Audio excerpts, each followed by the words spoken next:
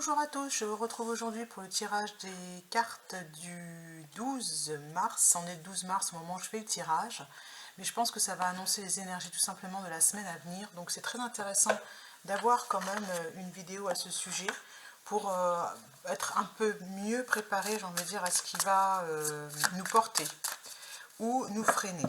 Voilà. Alors, je coupe déjà et je suis sur le 8 de Pentacle. On vous demande bien de continuer à travailler dans la matière. Hein. Elle continue, elle est très concentrée. Donc, le 8 de Pentacle et le 9 d'épée. Le 9 d'épée, c'est qu'il y a quelque chose de nouveau qui arrive au niveau du mental. Donc, continuez bien à travailler la matière pour que votre état d'esprit change. En dessous, je ne dois pas avoir les cartes en dessous. Ok. Donc, maintenant, je vais piocher les cartes qui sont ici, là. Donc ça va donner 1, 2, 3, 4, 5, 6, 7, 8 et 9 pour la résolution. Et pour le 2 de deck, on est sur le 4 de coupe à l'envers, c'est-à-dire qu'on est plus réceptif à ce qui se passe au niveau de l'entourage, on est plus attentif, donc c'est bien. Quand je dis l'entourage, ce sont les signes. Vous êtes de plus en plus attentif aux signes. Donc le soleil, la carte du soleil qui est bien sûr arrivée à l'envers, c'est-à-dire que la réussite, le bonheur total coince un petit peu. Et le 5 de pentacle, parce que vous vous sentez pauvre, vous vous sentez seul, vous vous sentez voilà, dans le manque. D'accord? Donc cette énergie de manque, sachez que vous n'êtes pas justement cette personne qui est dans le manque, vous êtes cette personne-là. Vous avez une très mauvaise image de vous. Si ça ne vous concerne, si ce jeu ne vous parle pas, vous laissez tomber. Donc en ce moment, on travaille bien sur l'image, le self-concept, l'image que l'on a de soi. Et vous êtes invité à changer justement votre jugement sur vous-même. Et de vous voir comme quelqu'un vraiment dans la réussite, protégé déjà, hein, c'est une femme qui est protégée, il y a un dragon là qui est prêt à cracher, qui a sans doute craché du feu. Vous avez été protégé, donc vous êtes en plus bien entouré. Voilà ce que l'on vous propose. Et ici, le 4 de bâton, pour être dans la célébration avec les autres, dans la victoire. Le 4 de bâton, c'est l'énergie féminine et masculine qui dansent ensemble. Et la mort au centre. Donc là, je dois prendre les cartes normales à l'endroit.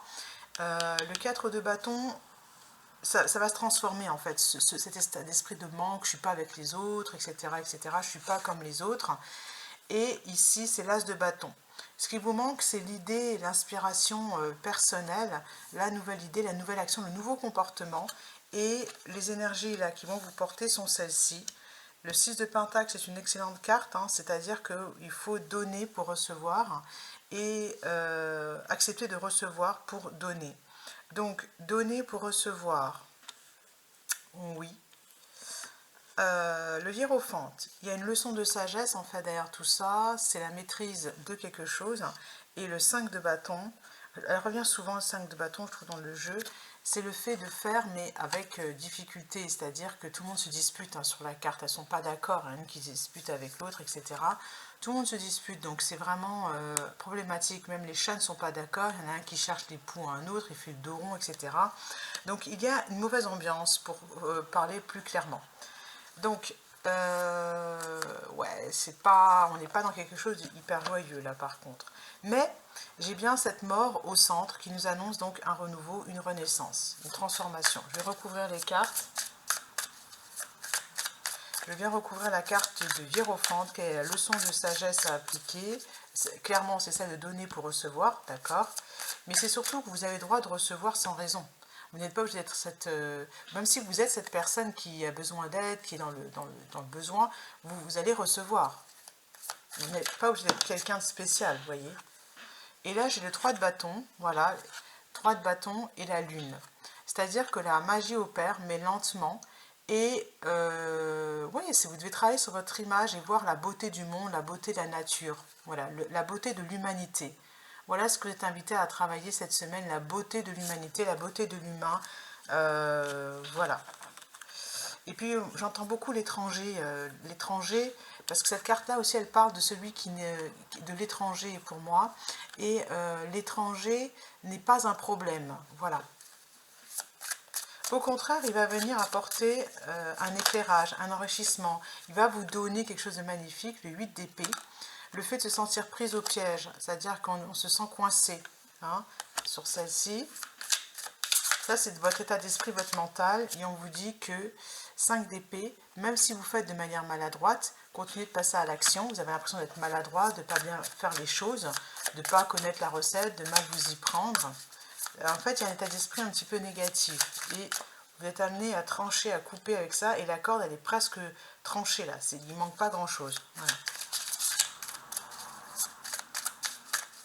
C'est la partie ombre, en fait, qui s'exprime en ce moment.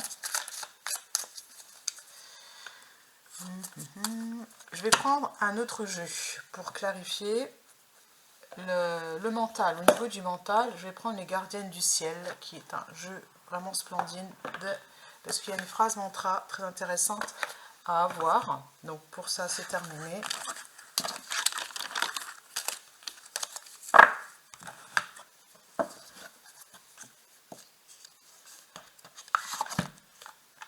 Là, on vient de faire le portrait. Maintenant, on va aller vers l'ouverture, la possibilité.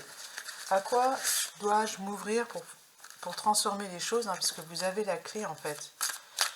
Ok, on n'est pas loin. Pour activer la transformation, comment dois-je m'y prendre? Qu'est-ce que je dois penser? Qu'est-ce que je dois dire? Encore, hein, capter l'air du temps, créer votre futur. Air nouveau, c'est ce que je vous dis.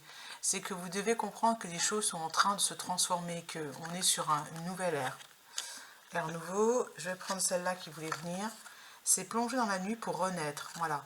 Le fait d'être d'exprimer la partie ombre n'est pas un problème. Hein. C'est l'énergie du phénix hein, qui est juste derrière.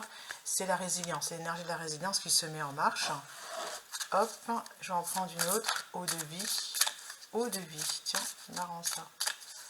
Eau de vie. Et ça va être, faites confiance à votre intuition stellaire. Voilà. Vous voyez les deux cartes pour activer la résilience. Voilà. Captez l'air du temps pour créer votre futur. Et puis, en d'autres decks, je ne dois pas la prendre, je pense. Voilà. Pourquoi pas, appuyez-vous sur la sagesse de votre conscience, terre consciente.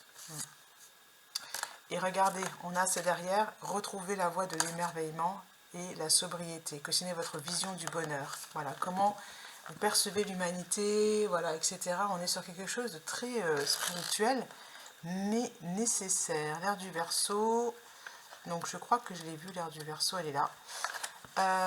Faites-vous confiance, osez sortir du moule, soyez anticonformiste, précurseur, affirmez votre différence. On vous demande de vous projeter, de suivre le flot de l'univers, d'embrasser la nouveauté. Je me projette, j'innove en captant l'air du temps. Visualisez vos intentions afin qu'elles prennent corps dans l'infini des champs des possibles. Alors, c'est-à-dire que c'est important de savoir pourquoi vous faites les choses, quelle est votre intention hein, au départ. L'eau de vie, 8.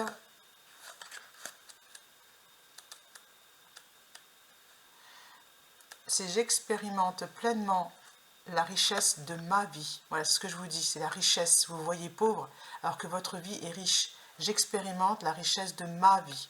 Voilà.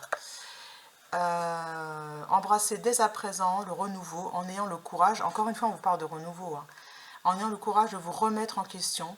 Cette phase de dépouillement n'est pas une fin en soi, elle est un tremplin d'une renaissance. Voilà. Faites confiance, donc carte 23, pour vraiment terminer le tirage, qui pour moi me semble complet.